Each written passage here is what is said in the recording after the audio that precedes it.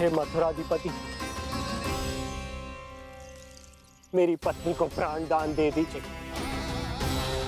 मैं महाराज शूरसेन का पुत्र वसुदेव आपको वचन देता हूं, अपनी 8 संतानों को जन्म लेते ही स्वयं आपके सामने प्रस्तुत करूंगा।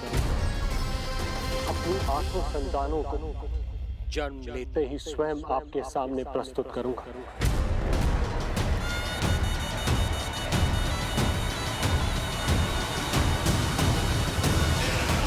बधाई हो कुंवर जी,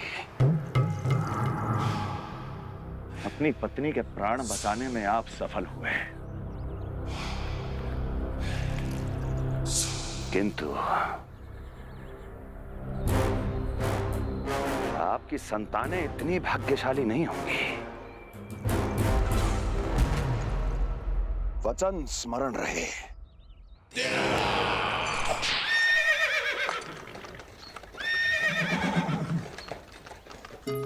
इस तरह रक्त की प्यासी कंस की तलवार की छाया में देवकी और वसुदेव का वैवाहिक जीवन प्रारंभ हुआ।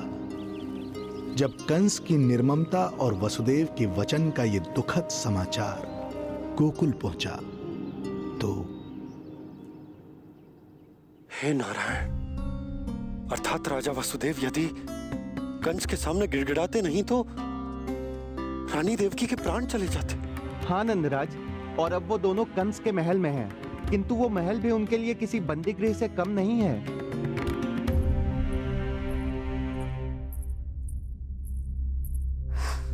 एक भाई अपनी बहन के साथ ऐसा करने की सोच भी कैसे सकता है? मेरा बस चले तो उस दुष्ट कंस को मटके में डाल के इसे घोंट के रख दूं, जैसे मलाई घोट के माखन निकाला जाता है।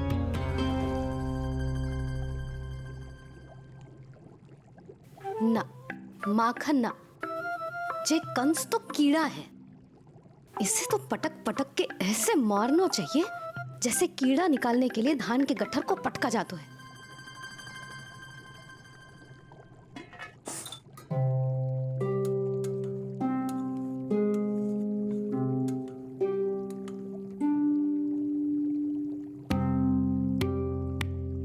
किंतु जब रोहिणी जिज्जी को पता चलेगा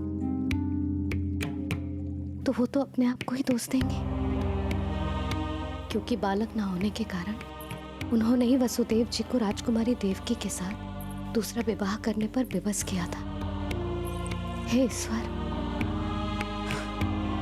जिस सुख के लिए रोहिणी जिज्जी ने पत्नी जीवन का सबसे बड़ा त्याग किया था, जब उन्हें पता चलेगा कि वही सुख उस क्रूर कंस ने छीन के मटिया मेट कर दिया है, तो कितना कष्ट पहुंचेगा।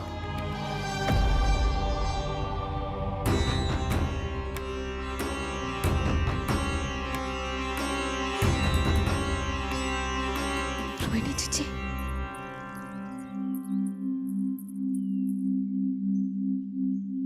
गोप नरेश, कृपया मुझे अपने भैया के पास ले चलिए। संकट के समय मुझे उनके साथ होना चाहिए। किंतु भाभी, पता चलो है वसुदेव भैया और देवकी भाभी कंस के महल में कड़े पहरे में रखे गए। पति पत्नी एक दूसरे का संबल होते हैं। कंस का पहरा कितना भी कष्टदायक क्यों ना हो, इस समय उन्हें और बहन देवकी को मेरी आवश्यकता है।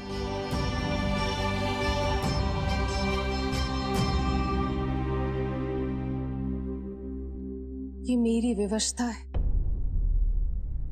ये यादव कुलदीपक होकर भी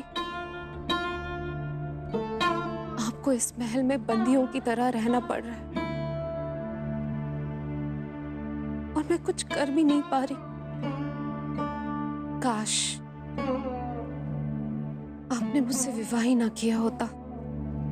तो क्या मैं अपने भाग्य से भाग पाता देवकी? पूर्व जन्म के कर्मों के फल स्वरूप जो हमारी नियति में लिखा है वो तो हमें भोगना ही है।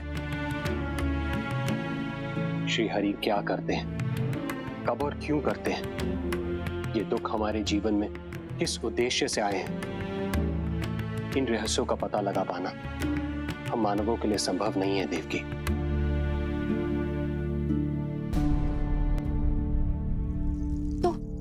तो फिर चलिए यहाँ से भाग चलते हैं, कहीं ऐसे स्थान पर जहाँ भैया की छाया भी हम पर ना पड़ सके। नहीं प्रिय, कंस के गुप्तचरों की दृष्टि हम पर अवश्य होगी, और मैं ऐसा कोई कार्य नहीं कर सकता जिससे तुम्हारे जीवन पर कोई संकट आए। और मैंने उन्हें अपनी सभी संतानों को सौंपने का वचन भी दिया है। अपना वचन मेरे लिए प्राणों से भी अधिक महत्वपूर्ण है देवकी।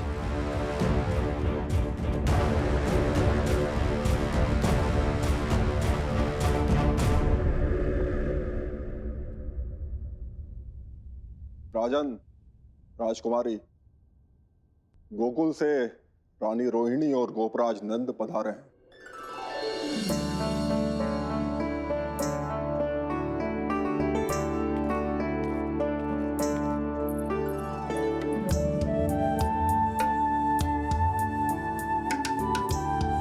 स्वामी,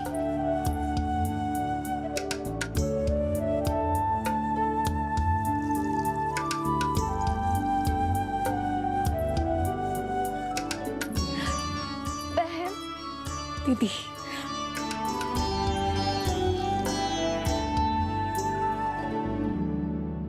भाई नंद, जो आप हमारे लिए कर रहे हैं उसके लिए धन्यवाद शब्द बहुत छोटा है। मैं अपने भाग्य को स्वीकार कर चुका हूं। यदि यही श्री नारायण की इच्छा है तो यही सही।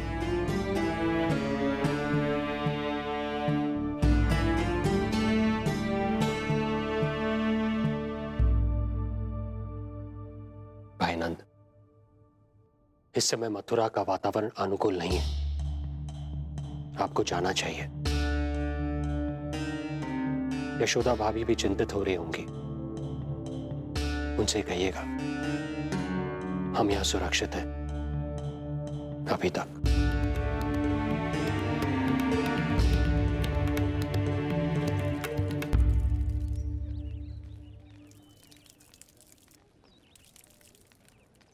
वसुदेव भैया का भाग्य पर भरोसा दिख।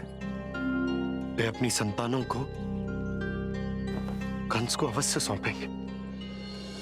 ईश्वर, इतना कठोर वचन, जब इसे निभाने का कठिन समय आएगा तो कैसा अनुभव करेंगे वे? उनका हृदय तो चकनाचूर हो जाएगा।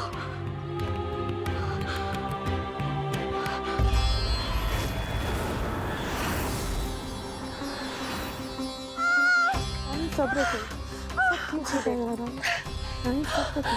देवकी, मैं महाराज शूरसेन का पुत्र वसुदेव आपको वचन देता हूं, अपनी 8 संतानों को जन्म देते ही स्वयं आपके सामने प्रस्तुत करूंगा।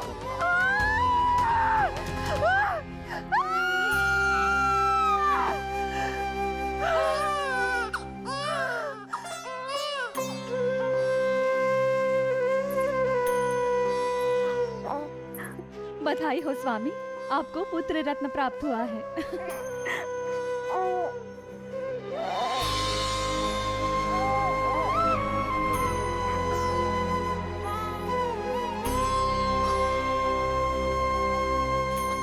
महाराज को पता चला तो क्या होगा?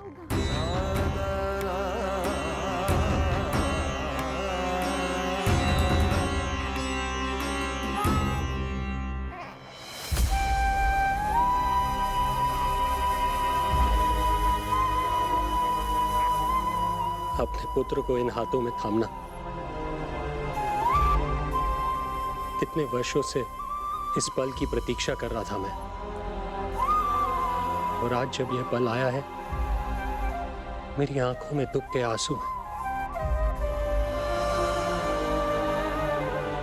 एक पिता जब प्रथम बार अपनी संतान को गोद में उठाता है तो सबसे पहले यह सोचता है कि उसे क्या नाम दूं, उसका सुनहरा भविष्य कैसे सुनिश्चित करे। किंतु मैं वो भाग्यहीन पिता हूं जो अपने पुत्र का भविष्य मृत्यु के अंधकार में डुबोने जा रहा है। मैं इसे नाम देकर क्या करूंगा?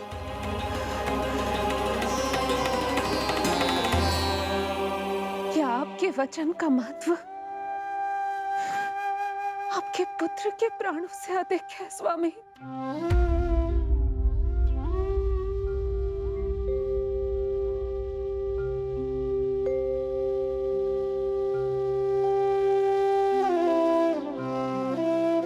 श्री नारायण का दूसरा नाम सत्य होता है देवकी।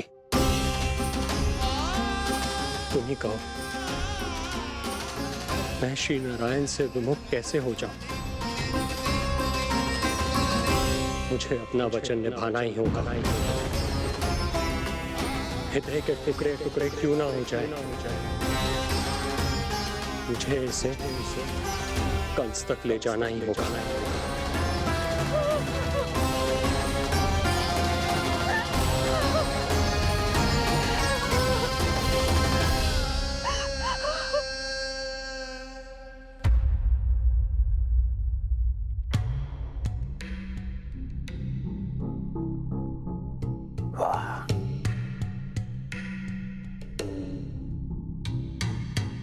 इतना स्वादिष्ट भोजन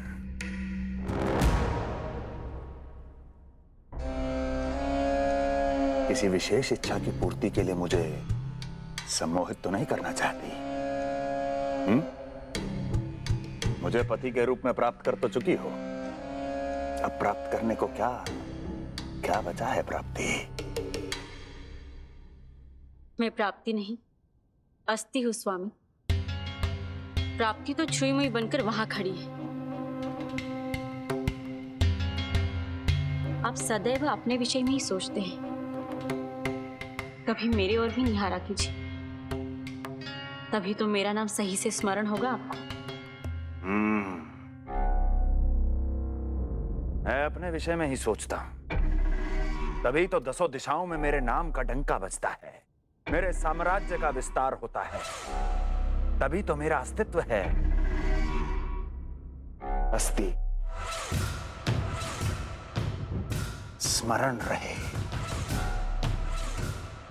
तुम हो क्योंकि मैं हूं।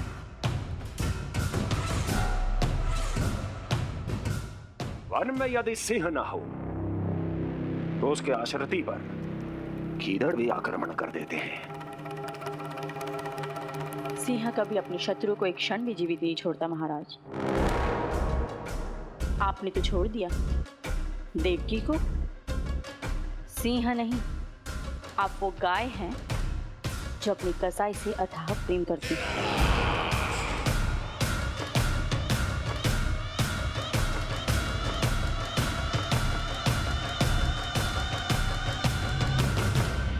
सभी संतानों को जन्म लेते ही मेरे पास लेकर आएगा,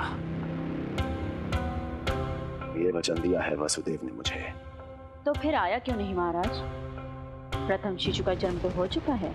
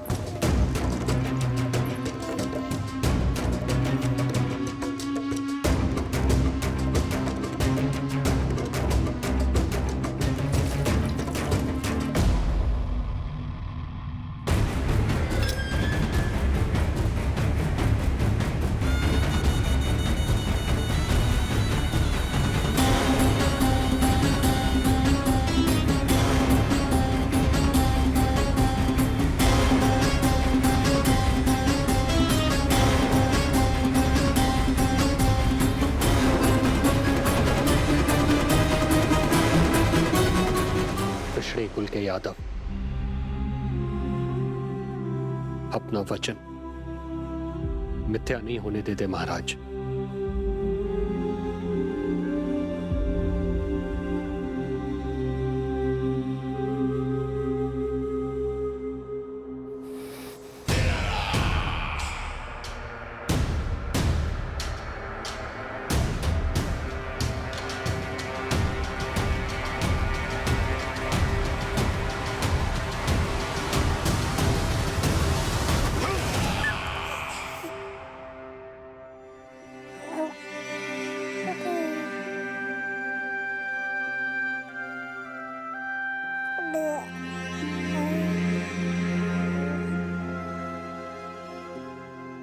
ये देवकी का पुत्र है, मेरी बहन जो मुझे प्रिय हुआ करती थी, उसका प्रथम पुत्र है ये, मेरा प्रथम भांजा।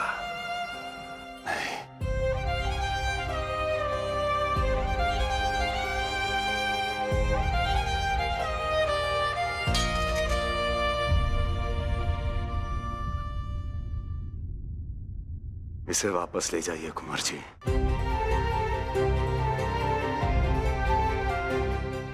देवकी की प्रथम संतान से मुझे कोई संकट नहीं।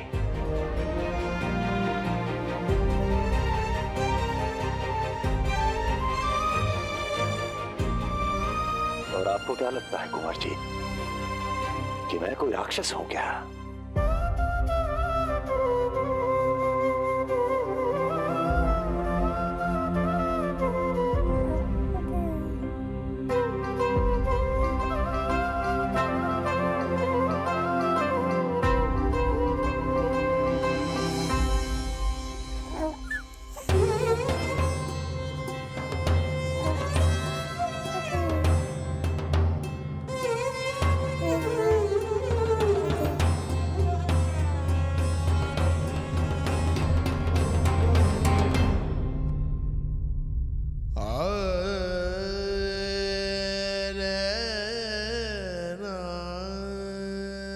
तो उसे अपनी गोद पे भी नहीं उठा पाई थी दीदी।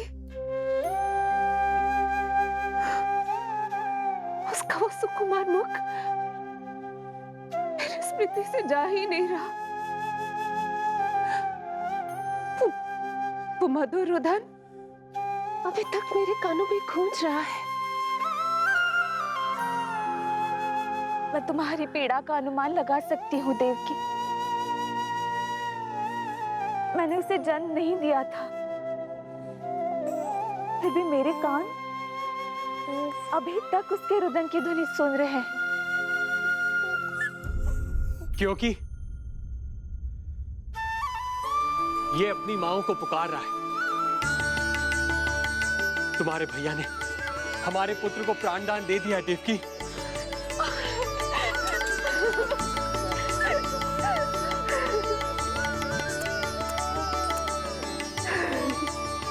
स्वामी, अब अपने पुत्र का नामकरण कीजिए। इसे ऐसा नाम दीजिए कि इसका भविष्य यश और कीर्ति से परिपूर्ण हो। कीर्तिमान। कीर्तिमान होगा इसका नाम।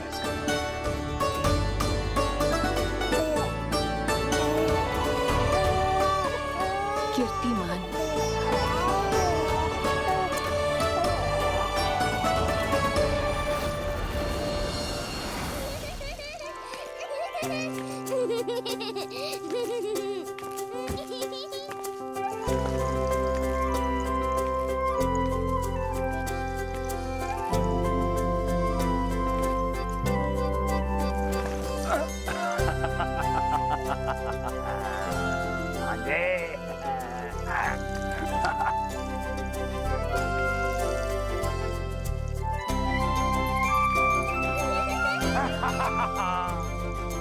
भांजे, भांजे, मामा से बचना असंभव है। मामा जी, आपकी भुजाओं में कितना बल है, मुझे पीड़ा हो रही है। मेरा दूसरा हाथ पकड़ लीजिए। तुझे पीड़ा हो रही है? ये ले।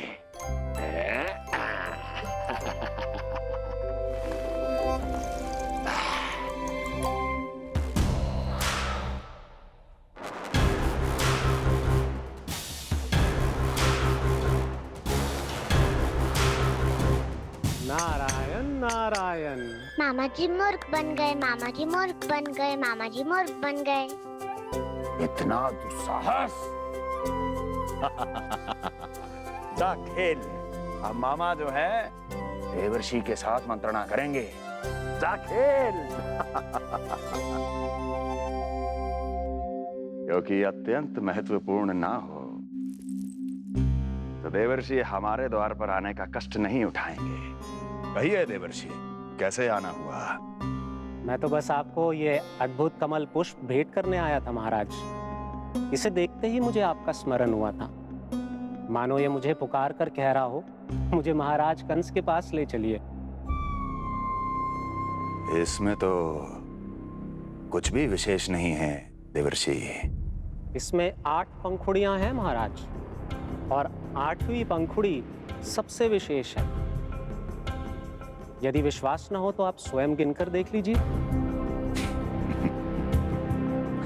आप मेरा उपहास कर रहे हैं देवर्षि। आप गिनिए तो सही महाराज। 1 2 3 4 5 6 7 8। क्या आप निश्चित रूप से कह सकते हैं कि यही 8वीं पंखुड़ी है? विचार कीजिए महाराज। क्या आप बिना किसी शंका के कह सकते हैं कि कौन सी पंखुड़ी पहली है और कौन सी 8वीं? क्या आप पूर्ण विश्वास के साथ कह सकते हैं कि कौन प्रथम है और कौन अंतिम? फिर चाहे वो पंखुड़ी हो या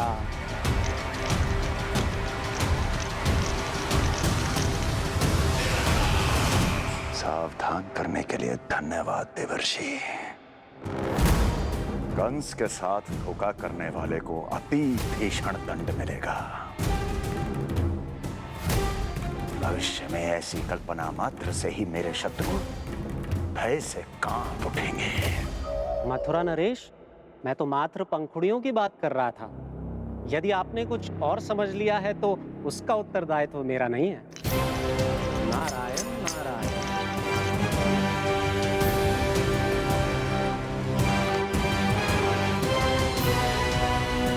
विचार कीजिए महाराज। क्या आप बिना किसी शंका के कह सकते हैं कि कौन सी पंखुड़ी पहली है और कौन सी 8वीं? क्या आप पूर्ण विश्वास के साथ कह सकते हैं कि कौन प्रथम है और कौन अंतिम? फिर चाहे वो पंखुड़ी हो या मामा जी मूर्ख बन गए, मामा जी मूर्ख बन गए, मामा जी मूर्ख बन गए, मामा जी मूर्ख बन गए।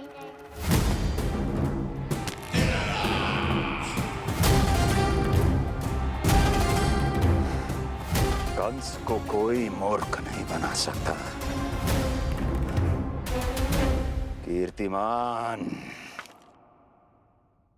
जी मामा जी। क्रोध काम लोभ मद मोह मत्सर, क्रोध काम लोभ मद मोह मत्सर, क्रोध काम लोभ।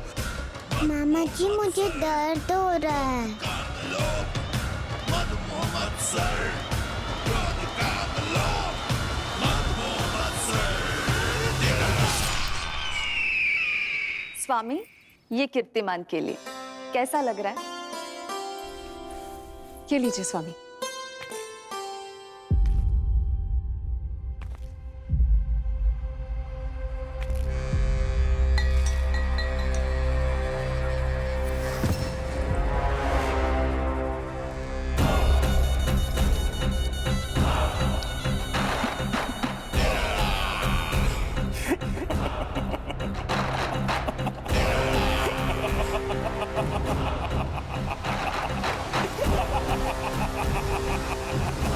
नेत्रों के सामने अपनी संतान की हत्या होते हुए देखना कितना पीड़ादायक रहा होगा ये दृश्य। किंतु प्रभु, यदि देवर्षि नारद कंस के हृदय में संदेह का बीज न बोते तो कंस ऐसा कभी नहीं करता। तो फिर उसे उकसाए ही क्यों देवर्षि ने? आप भूल गए देवराज, समस्त संसार में जो भी होता है मेरी इच्छा अनुसार ही होता है। यही प्रश्न नारद ने भी मुझसे पूछा था।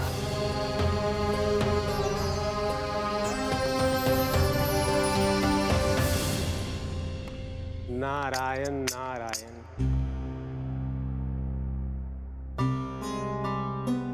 छोटे से बालक की इतनी निर्मम हत्या और माध्यम बना मैं। प्रभु, ये कैसी लीला है आपकी?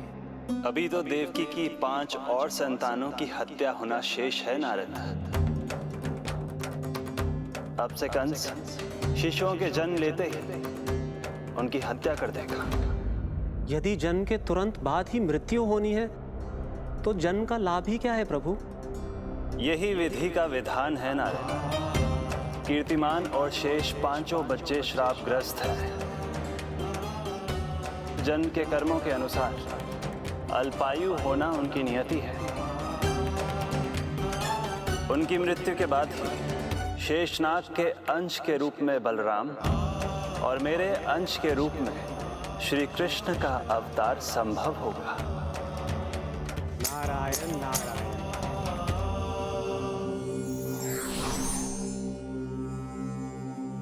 देवकी के पुत्र एक के बाद एक जन्म लेते रहे और उनकी हत्या कर कंस अपने पापों की संख्या में वृद्धि करता रहा। नहीं! मत मारो! मेरा पुत्र!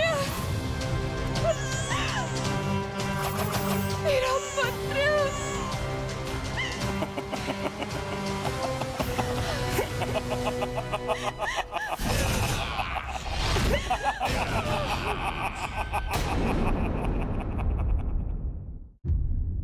अब उसकी क्रूरता की कथा ऐसे मोड़ पर आ पहुंची जहां से वापसी असंभव है, क्योंकि अभी अभी उसने देवकी के छठे पुत्र का वध कर दिया है। हे प्रभु, कितना दुर्दांत है ये कंस।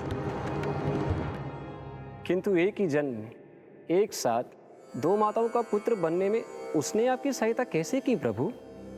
उसके भय ने उससे ये कार्य सहज ही करवा दिया देवराज। जन्म लेते ही माता देवकी के सभी पुत्रों की हत्या कर उसने मुझे विवश कर दिया है। अब जीवित रहने के लिए मेरे अवतार को माता देवकी की कोख से जन्म लेने के तुरंत बाद मैया यशोदा के पास गोकुल जाना ही होगा।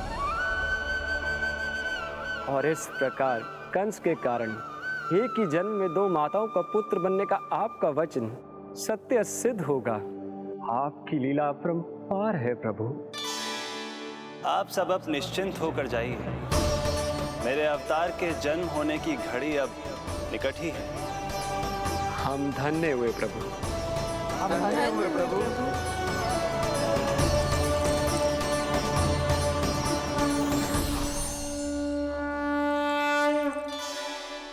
मुझे तो अभी से मैया यशोदा के साथ आपको खेलते हुए देखने की उत्सुकता हो रही है। उनकी प्रवृत्ति कितनी निराली है। क्रोध ना करो तो क्या करूं? देखिए इसकी सतानी, फिर चला गया सुलक्षणा के बगीचे में फूल खाने।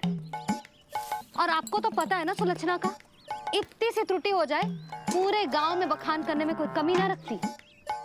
और जे की अरे जब ग्वालिनों को पता चलेगा तो क्या कहेंगी? यही ना कि जसोदा अपने बच्चे को खाना ना देती, भूखा रखे है। सुनो जी, मैं तो कहती हूँ अब ब्याह करा देते इसका। अब वो ही ध्यान रखेगी इसका।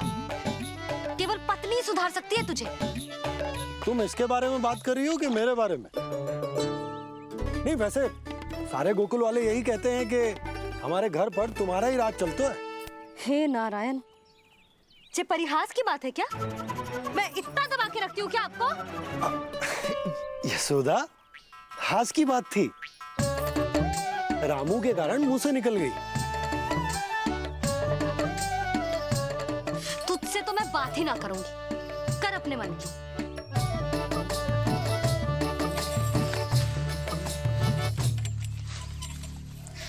पता है तुझे कितना क्रोध आता है जब तू ऐसे बिना बताए घर से चला जाता है। प्रेम है जे मेरा, चिंता है मेरी। तुझे कुछ हो जाए तो लल्ला माना है तुझे।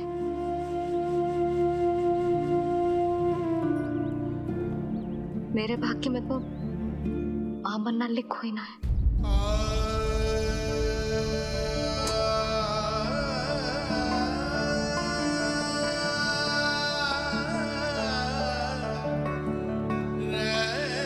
यशोदा,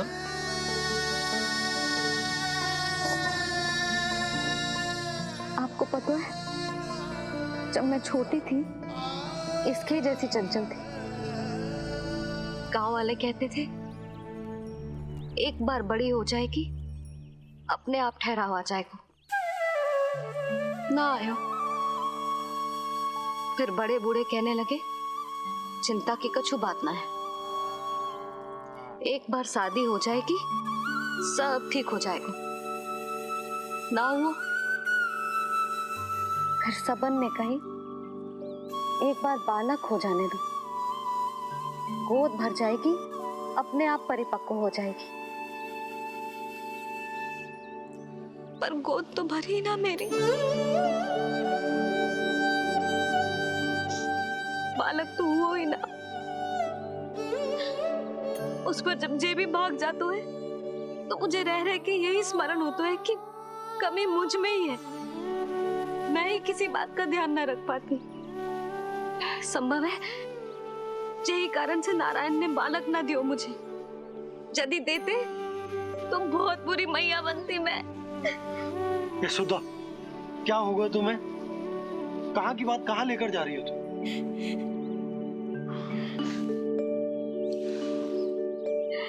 बालक अवश्य होगा हमें, और बहुत अच्छी मैया बनोगी तुम। बस नारायण सही समय की प्रतीक्षा कर रहे हैं। मेरी तो ना सुन रहे बे। आप ही कह दियो उनसे, अब और प्रतीक्षा ना होगी मुझसे।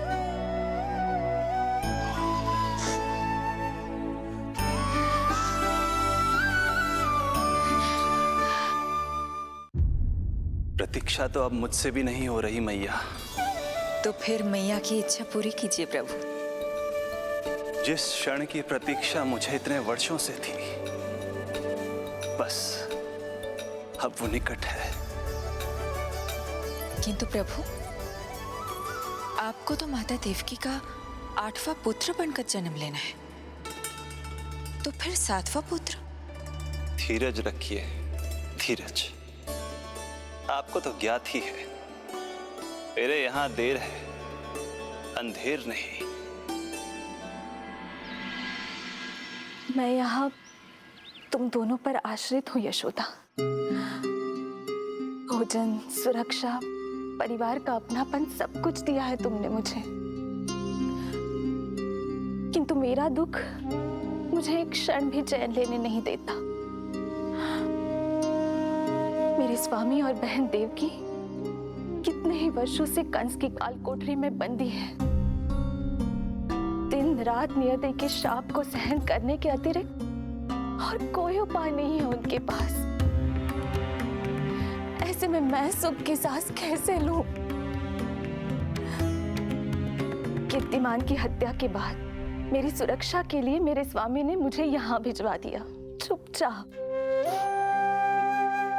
किंतु मेरा हृदय तो वही छूट गया यशोदा। इससे तो अच्छा होता कि मैं भी उसी कारागार में होती, मेरे स्वामी और बहन देवकी का दुख तो साझा कर पाती। अपनी 6 संतानों को कंस के हाथों मृत्यु के गोद में जाते देखा है उन्होंने। अब तो मुझे उस क्षण की कल्पना से भी डर लगने लगा है, जब देवकी अपने 7वें पुत्र को अपने गर्भ में धारण करेगी। भय से भविष्य नहीं टलता, होनी होकर ही रहती है। समय बीता और देवकी के गर्भ में 7वें पुत्र का आगमन हुआ। क्या इसका भी भविष्य वही होगा जिसके भाइयों का हुआ था? इस बंदी गृह की दीवारें, प्रत्येक ईंट, प्रत्येक पत्थर, यहां तक कि यहां की वायु भी उस कंस की बंदी है। अब तक तो उसे सूचना भी मिल चुकी होगी।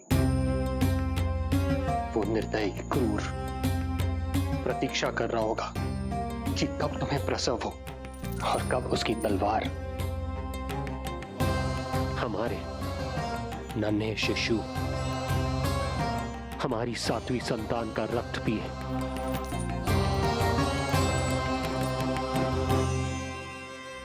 दुर्जन, तुम देवकी की कालकोठरी के बाहर स्वयं उपस्थित रहोगे, प्रत्येक पल 8 प्रहर। जैसे ही शिशु पहली श्वास ले, तुम मुझे सूचित करोगे। अवश्य महाराज, आज्ञा दें।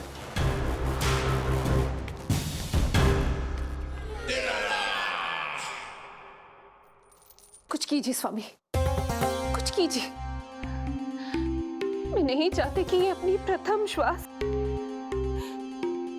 इस बंदी गृह में ले। देवकी, विवशता से मेरा कलेजा भी फटा जा रहा है, किंतु इस काल कोठरी में बंद मैं कर ही क्या सकता हूं?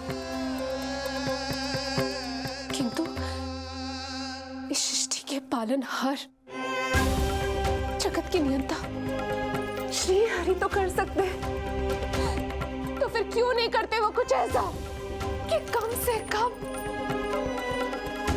मेरी इस संतान का अंत उतना दुखद ना हो जैसा अन्य संतानों का हुआ था।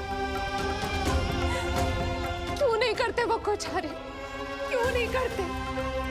बताइए ना स्वामी, क्यों नहीं करते वो, क्यों नहीं करते? जो देवी भविष्य में मेरी मां बनने वाली है, उनकी करुणा भरी पुकार को मैं व्यर्थ कैसे जाने दे सकता हूं?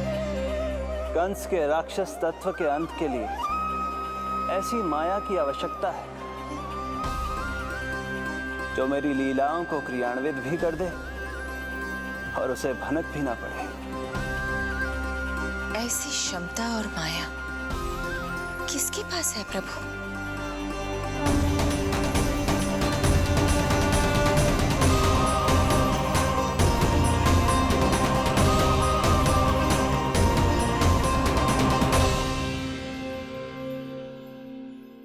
ओम नमो आकर्षणी ज्वाला मालिनी, ओम नमो भगवती क्लेशनाशिनी।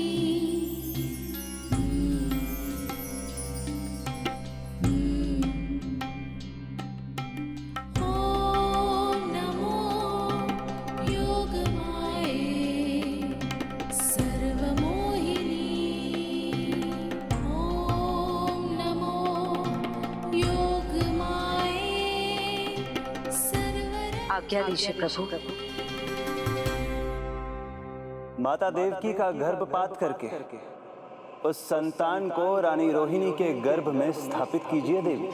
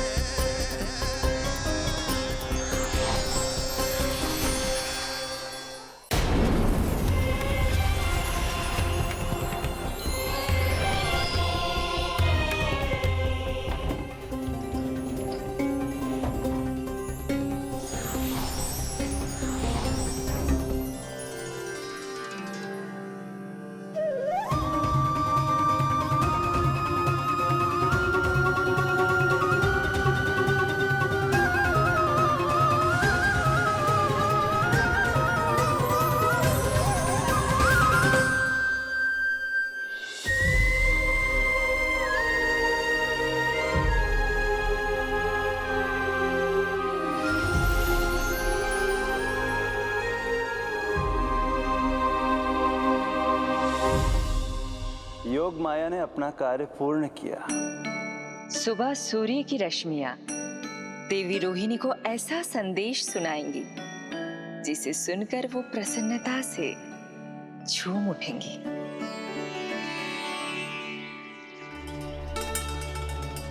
यादव कुल के नए राजकुमार के आगमन पर बहुत बहुत शुभकामनाएं रानी।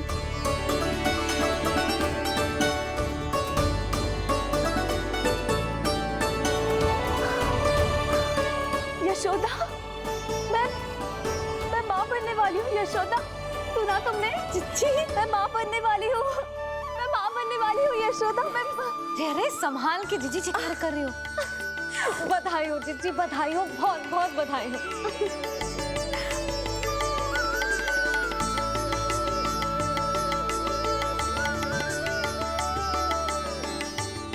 विधि का विधान भी विचित्र होता है। रोहिणी, जिनका ये पुत्र नहीं है, वो प्रसन्न है, किंतु देवकी, जिनका ये पुत्र है, वो व्याकुल है।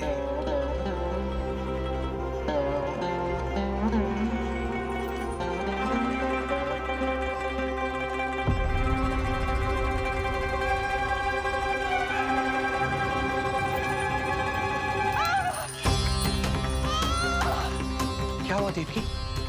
तुम ठीक तो?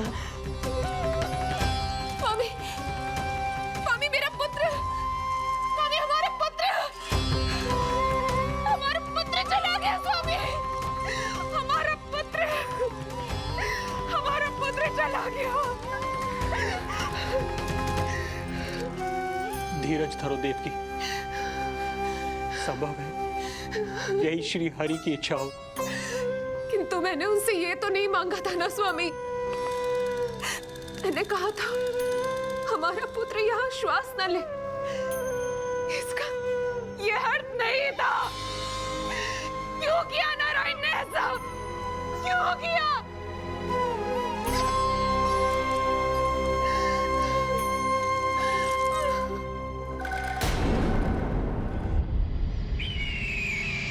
तो ये सत्य है महाराज, राजकुमारी देवकी का गर्भपात हो गया है। बच गया वो शिशु। किंतु यदि मेरे हाथों उसकी मृत्यु होती तो अधिक कष्ट होता उसे। सुख में समय पंख लगाकर उड़ता है। शीघ्र ही रोहिणी के प्रसव का दिन आ पहुंचा और उसने एक स्वस्थ और सुंदर बालक को जन्म दिया।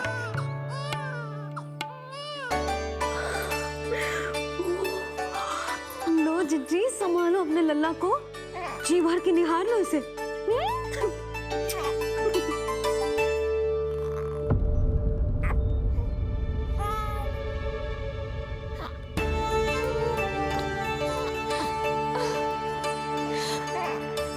मेरा पुत्र राजकुमार।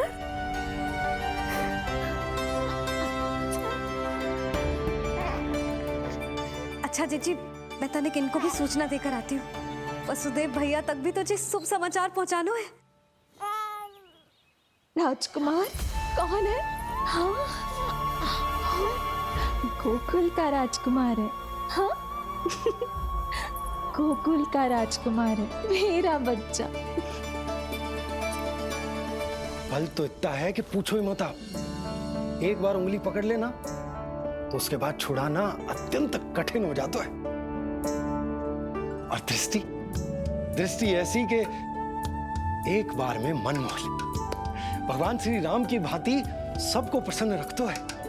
बस तो फिर उसका नाम बल राम रखना। तो फिर उसका नाम बल राम रखना। देवकी, बधाई हो, तुम छोटी मां बन गई। भैया, आप दोनों कछु चिंता न करिए। बलराम का लालन पालन मेरा उत्तरदायित्व है। उसे कछु कमी ना होने दूंगा मैं।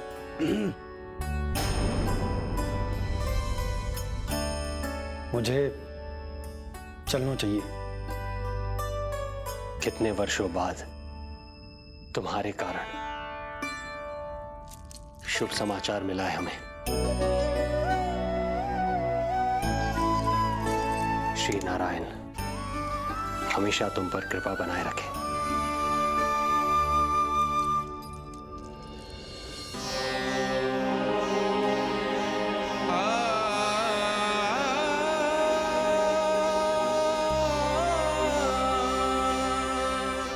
आपको बहुत बहुत बधाई हो स्वामी।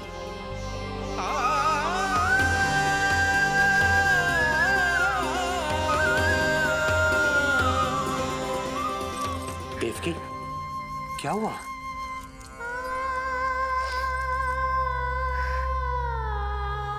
कुछ नहीं।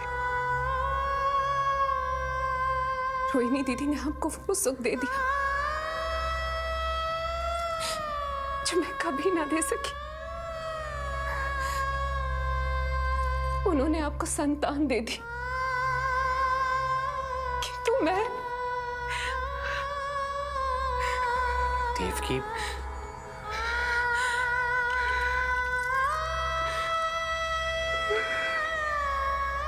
इस समय जो व्यथा माता देवकी की है, वही पीड़ा माता यशोदा की भी है।